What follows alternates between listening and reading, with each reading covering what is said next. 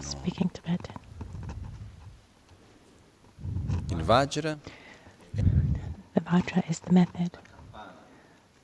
The bell is the wisdom.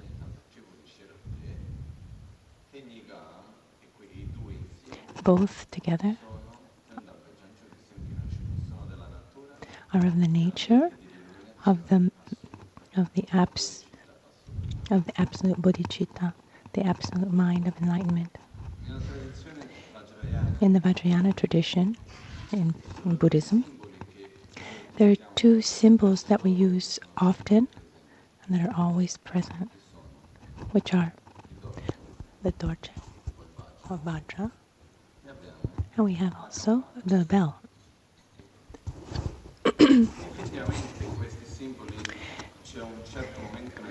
There's a,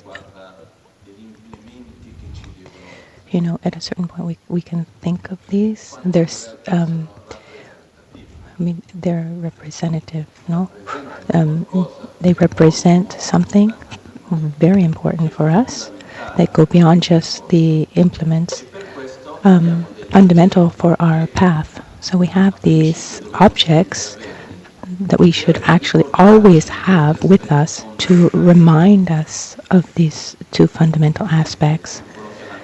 So the metaphor, the example, which is the meaning, in this case, the object that we have with its form is to remind us of something that doesn't have a form.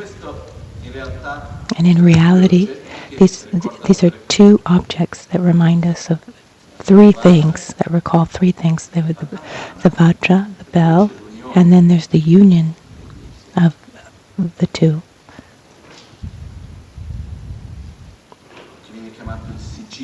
It's called the seal. The word used in Sanskrit is called mudra. Literally in Sanskrit means seal. So we have method, wisdom, or the Vajra, the bell, and the seal. What does this symbol represent with these two objects that are then used in all contexts? They're so present. And normally we say method and wisdom, which is right. But what do we mean by method? What do we mean by wisdom? There are two main types of energy, but not just energy, the characteristics, two ways of dividing up reality that exists in our life in many different aspects. They're called like masculine and feminine, or yang and yin, or day and night. We can use many different ways. Even in nature, there are these two aspects. And something that's very important is understanding that each one of us, we have these two aspects within us. We have a logical part and a more emotional part.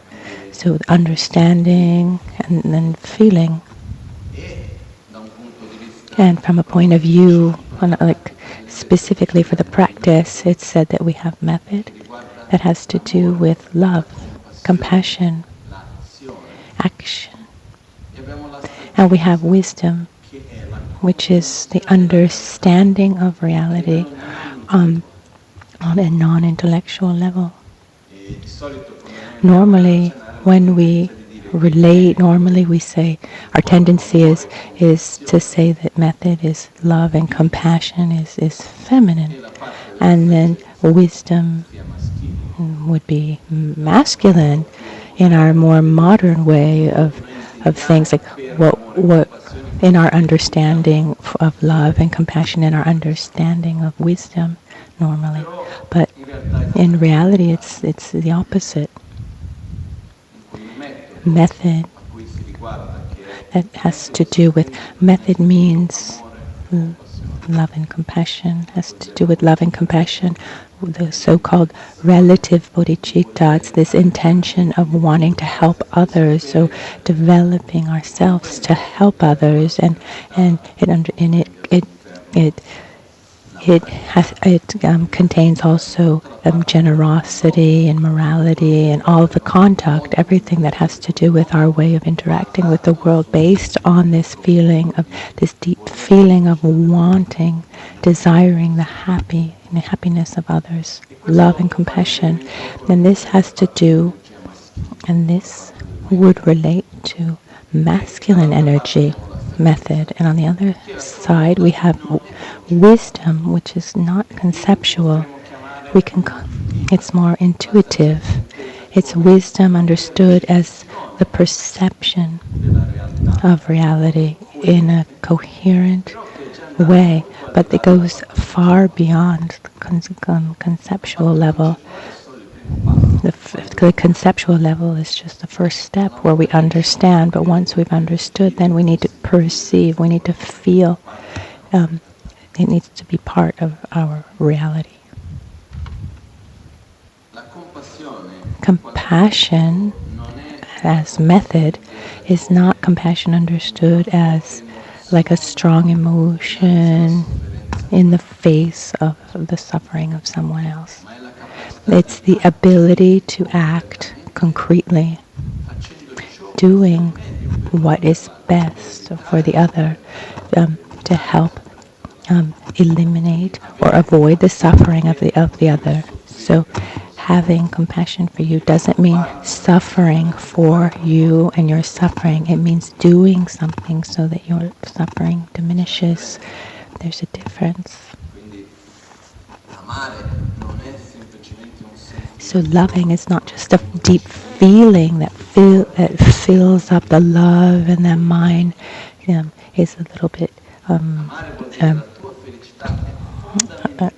taken. No, it means love means that your happiness is a priority for me. It's as important as my own. So I'm going to do everything possible to make that a reality. So love and compassion have to do with method, have to do with the part of action, while wisdom is what should be at the basis of all actions. It's the way in which we see and perceive reality that goes beyond conceptual understanding. On a very gross, coarse, superficial level, method and wisdom manifest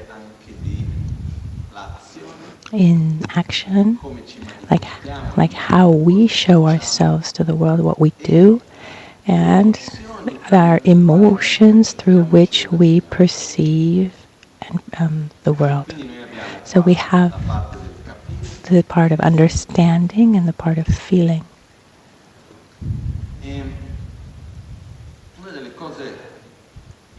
Something important in this context is understanding there's a difference between men and women, and masculine and feminine, because our tendency is often to go to extremes.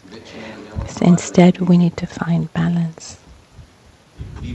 Balance in this case is the balance of having both the emotional part and the part of reason, having method and wisdom, being able to unite the two in balance them.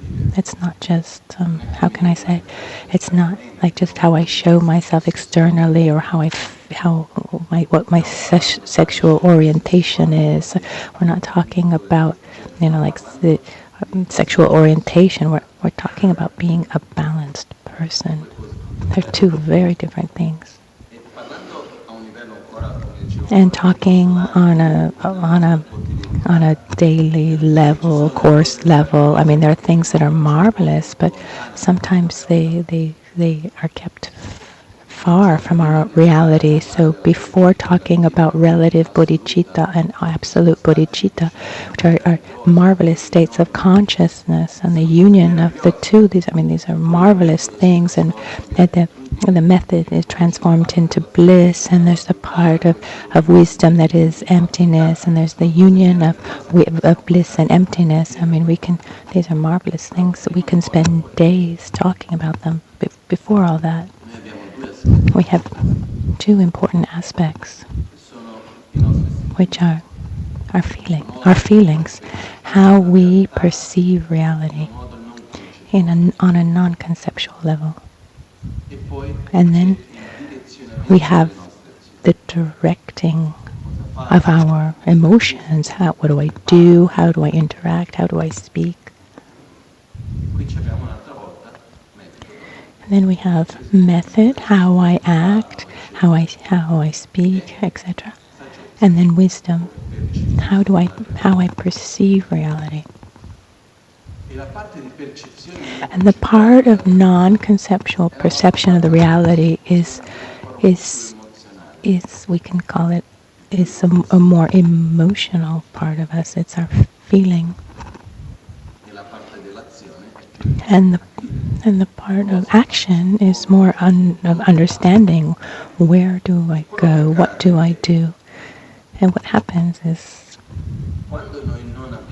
when we don't have harmony between the feeling and the thinking, our understanding, we enter into a state of inner dialogue and conflict. And when there's an inner conflict, this uses up an enormous amount of energy in our own lives. I realize this personally because for my good luck, I've always had very little inner dialogue. Even as a child, you put me in a place and I just stay there happily. It's not that I have so many thoughts, and even talking with my mom once, I said, I'm someone that doesn't think a lot, and in my opinion, I'm someone who doesn't think a lot. And my mother said, no, it's not that you don't think a lot, it's that you have very little inner dialogue. Even as a child, I would ask you, how did school go? And you would say, fine. And it would end there. You didn't need to, to talk about it and tell me about your whole day. I thought, yeah, okay, call it what you want. But I don't think a lot. Of course, if there's something to think about, then I do. But then I realized that there are moments where there were moments where I had more inner dialogue. And I started to observe, and I looked where they came from and what they brought me there, brought me to have this inner dialogue instead of just being, this whole inner process. Where did it come from? And what I found inside, and I imagine that it's quite similar for all of us, is that it's important that there's harmony among three things so that we can live harmoniously. It's the harmony between what we feel, our feelings, what we think, and what we do.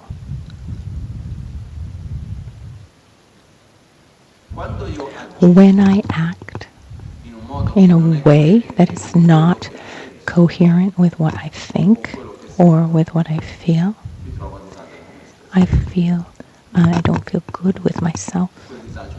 And that malaise stays with me, it doesn't go away so readily. When I think something that doesn't match what I feel, or vice versa, even that brings an inner sense of malaise, even if I don't act upon it. Like I create a dialogue where one tries to convince the other, so we have these two parts of ourselves, a part of our attractions and aversions, our feelings, our traumas, our desires, whatever, what I want, what I don't want, etc. That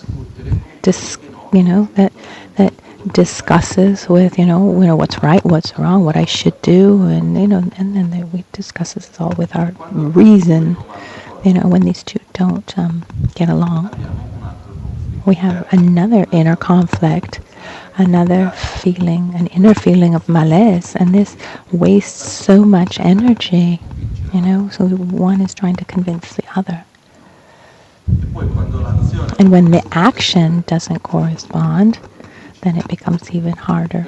So one of the prerequisites to live in peace with oneself is having harmony between what I feel, what I think, and what I do.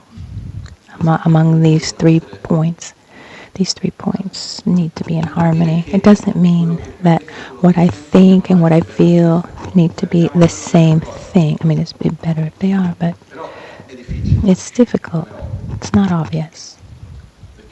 Because what I feel is the result of the experiences that I've lived. What I think is the result of what I've understood, the information that I've received. And they don't always correspond, they're not the same thing. Often what I live, the feelings that my inner experience doesn't always correspond with the concept, the explanation, the logic, etc. Also because what happens is most of us were not able to live in an emotionally hermetic way. We're not able to make one thing and another thing another thing. I live a certain experience, for example, that takes me to have a certain emotion. That moment finishes, that experience finishes, and when one thing finishes, what happens? I begin another, and then I go to another situation, but I'm still emotionally wrapped up in what happened before. And so I live that second situation with the emotions of the first, and I mix everything up. There are times where we mix experiences, with experience that we lived years and years prior with the present moment, also because we have an emotional memory. So I live a certain situation and it wakes up something unresolved inside of me. And it's not that I'm not projecting that onto to the present moment. I am living that experience through an experience that is some kind of trauma or experience that was unresolved. So someone could ask, well, what are we supposed to do? The first thing is to have clarity, try to see things, give names to things. Because when we start seeing with a little bit more clarity, then we start recognizing, and once we recognize, then we can start interacting in a different way. So it's important to recognize ourselves, recognize that we have feelings, from experiences that we've lived, mostly, that don't correspond very often with what we understand, our understanding of things. So when we're faced with a situation where we need to make a choice, I say this or say that, do this or do that, how do I act?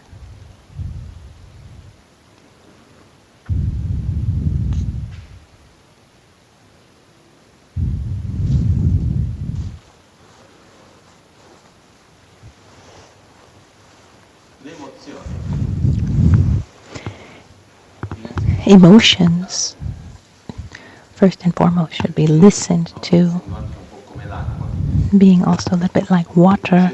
If you try to block water,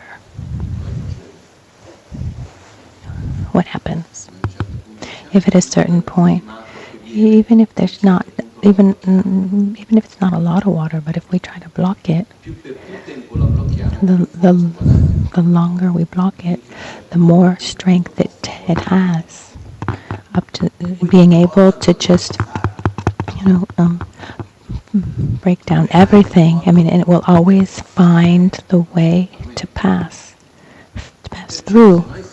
So if we're in a certain situation and an emotion arises and we block that emotion, it will become stronger. And at a certain point, it's going to find its way to come out, even becoming quite strong in a very strong way. So emotions should be listened to and directed. I feel like this. Okay, that's fine. Everything's fine. But it doesn't mean that I need to be overwhelmed by that emotion. I don't know if that difference is clear. One thing is I have aversion, attraction, I feel nervous, sadness, whatever it is. And then another thing is blocking it, but there's an important difference between listening and directing or being just overwhelmed by that emotion. We listen, when we give space to listen, give space to it. So I'm feeling a certain amount of nervousness or anger. Let's always remember that when we have, regardless of the situation, if we have a certain emotion that arises, it's because that emotion has awakened a feeling that is not resolved, especially when we talk about, anything that develops, that sparks suffering, kind of nervousness or anger. I realize this, that when I find myself in a situation, no matter how difficult it is, and I've been in many difficult situations of conflict, but if it doesn't resound any kind of conflict or any kind of suffering inside of me, but it doesn't make me suffer. Maybe I don't like the situation. This has happened. Instead, if I live a situation, even if it's very, very small and insignificant, but if it touches something inside of me that has not been resolved, a conflict that's still there, then someone lives it with suffering. So when we find ourselves in a situation where an emotion, a negative emotion arises, it means that situation resounds something inside of us, something that is unresolved inside of us, something that we haven't been able to pacify yet. We should try to observe this mechanism of our emotions, the part of our reason. Let's try to observe this inner dialogue that comes up. And often the best way to pacify an inner dialogue is to listen to both sides, instead of trying to convincing one side or the other. I know we can spend entire days talking about this. It's something that takes lives to realize. But precisely because it's something important, something that we need to maintain, and it takes time. We need to remember it always. That's why there are these objects that we should always keep with us. In the Vajrayana, it said that one should never separate oneself from the Dorje and the Bell. If we see the images of Atisha, I don't know, in this image, our small direct. But when I'm at the antidote, that wave to pass to generate that healing antidote. What's beautiful is we have the tools, we have the method. It's possible, but the Lojong train and the 3 difficulties. It's a training. It's something one needs to repeat and repeat until one is able to realize it. But it's a gradual process.